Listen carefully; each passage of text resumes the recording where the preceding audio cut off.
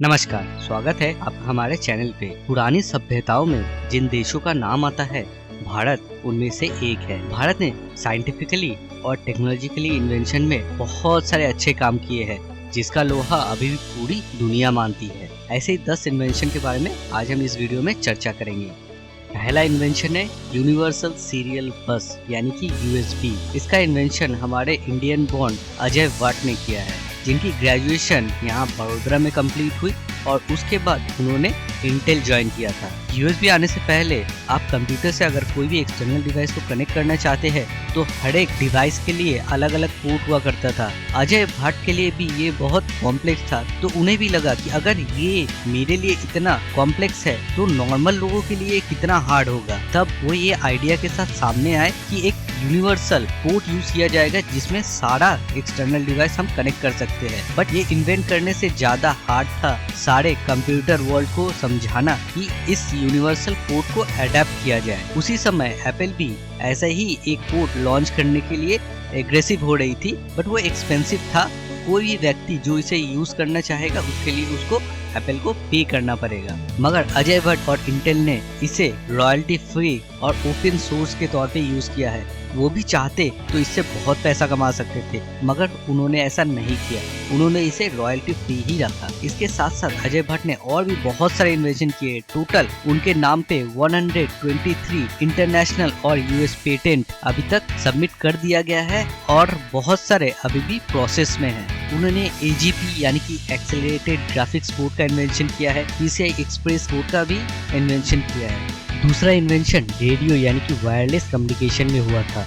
गुग्लियोमो macaroni को Nobel prize मिला है फिजिक्स में उनकी वायरलेस टेक्नोलॉजी में डेवलपमेंट के लिए। बट बहुत ही कम लोगों को ये पता है कि सर जगदीश चंद्र बोस ने 1895 में इसका डेमोन्स्ट्रेशन किया था कोलकाता में। उसके 2 साल बाद मैक्रोनी ने अपनी वायरलेस टेक्नोलॉजी का डेमोन्स्ट्रेशन किया। सर जगदीश चंद्र बोस ने अपने रेडियो वेव्स डेमोन्स्ट्रेशन था कोलकाता में। उन्होंने 2 पॉइंट का डिस्टेंस 75 मीटर रखा था, जिसके थ्रू ये सिग्नल एक पॉइंट से दूसरे पॉइंट तक पहुंचेगी। इसके बीच में 3 दीवार थी। इसके बावजूद रिसीवर एंड में सिग्नल स्ट्रेंथ के साथ पहुंची और बेल को रिंग की, जिसके माध्यम से एक पिस्टल को डिस्चार्ज किया गया। एक छोटी सी मूर्ति पे इसका शूट किया गया। सर जगदीश चंद्र बोस ने इसका पेटेंट सबमिट नहीं किया था क्योंकि वो इसका कमर्शियल पर्पस पे यूज नहीं करना चाहते थे।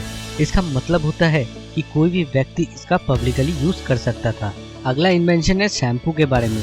शैम्पू का नाम आया है चंपू से। आपने बहुत बार सुना होगा इस सर पे चंपी करने का। इसका मतलब होता है कि कोई ऑयल से आपके सर पे हल्का हल्का मसाज करे, तो ये वर्ड वहीं से आया है। शैम्पू का पहला इन्वेंशन हुआ था मुगल एम्पायर में, बंगाल में। वो समय मुगल एम्पायर के जो नवाब थे वो अपने सर पे तेल से मसाज करवाते थे और यही तेल डेवलप होते होते शैम्पू में यूज होने लगा।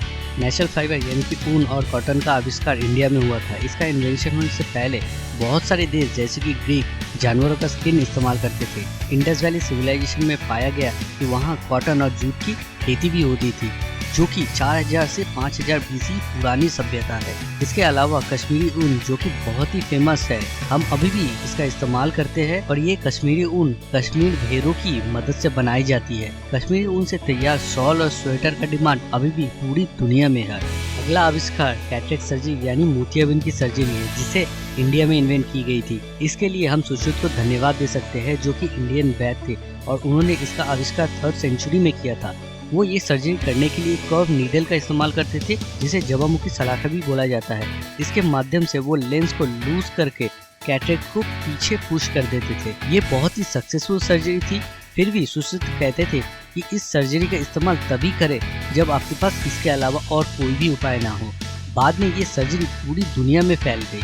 अगला इन्वेंशन मैथमेटिक्स को लेके है। भारतीयों का मैथमेटिक्स में बहुत सारा योगदान है। इंडिया में ही जीरो का आविष्कार हुआ था। इसके अलावा डेसिमल पॉइंट, क्वाड्रेटिक इक्वेशन, इन सारी चीजों का आविष्कार इंडिया में हुआ था। हिंदू ज्योतिर्विद और मैथमेटिशियन आर्यभट्ट पहले व्यक्ति थे जिन्होंने जीरो का सिंबल तैयार किया। उनके एफर्ट की वजह से ही मैथमेटिकल ऑपरेशन जैसे कि जोड़ और घटाव में जीरो का इस्तेमाल शुरू किया गया। यही वो समय था जब पूरी दुनिया भी जीरो का इस्तेमाल शुरू की थी। इसके अलावा डेसिमल वैल्यू जो अभी हम यूज करते हैं उसका इस्तेमाल भी इंडिया में शुरू हुई थी। इसका जिक्र आर्यभट्ट बक्साली मैन्युस्क्रिप्ट में भी किया गया है। 7th सेंचुरी CE में ब्रह्मगुप्त ने पहला जनरल फॉर्मूला का इस्तेमाल किया क्वाड्रेटिक इक्वेशन को सॉल्व करने के लिए। डेसिमल डेसिमल सिस्टम, जब हम हिंदू नंबर सिस्टम भी कहते हैं, उसका भी डेवलपमेंट इंडिया में हुई थी 1st से 6th सेंचुरी के बीच में। प्राचीन भारतीय धातु विज्ञान में बहुत ही अच्छे थे। वो समय भी इन्होंने हाई क्वालिटी वाले स्टील का उत्पादन किया था। लगभग 2000 साल पहले इसे बाकी दुनिया में समझा गया था। धातु विज्ञान में भारतीयों का उपलब्धि उल्लेखनीय है। इसका इस्तेमाल करके वो समय एक ग्लोब का निर्माण किया गया था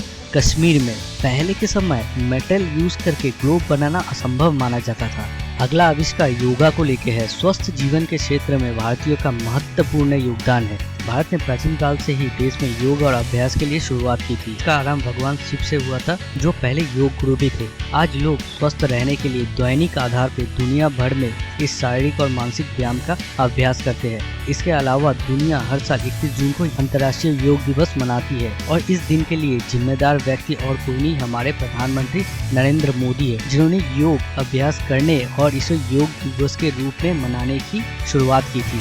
अगला आविष्कार आयुर्वेद को लेके है। यदि आप कभी भी आयुर्वेदिक चिकित्सा से गुजरे हैं तो इसके लिए आपको भारतीय और आयुर्वेदिक चिकित्सा के पिता चरक को धन्यवाद देना चाहिए। आयुर्वेद में प्रमुख योगदानकर्ताओं में चरक जी का नाम आता है। आयुर्वेद का मतलब होता है जीवन का विज्ञान। ये चिकित्सा एक पारंपरिक स्कूल है जिसका आविष्कार भारत में 5000 साल पहले हुआ था और इसका अभ्यास अभी भी चलता है। और बहुत सारे लोग ऐसे हैं जो कि एलोपैथिक मेडिसिन ना यूज करते हुए भी स्वस्थ जीवन जी पाते हैं आयुर्वेद का इस्तेमाल करके। चिकित्सा की ये प्राचीन प्रणाली 21वीं सदी में भी बहुत लाभदायक है और ये एक ऑल्टरनेटिव देखा जाता है एलोपैथिक मेडिसिन के तौर पे। बहुत सारे बोर्ड गेम्स भारत में आविष्कार किया गया है, जैसे कि सांप और सीढ़ी बचपन से हम खेलते हुए आए हैं और इसका आविष्कार इंडिया में हुआ था। इसके अलावा बुद्धिजीवी और स्मार्ट लोगों को पसंद है शतरंज और बहुत सारे कार्ड गेम्स यानी पत्तियों का गेम भी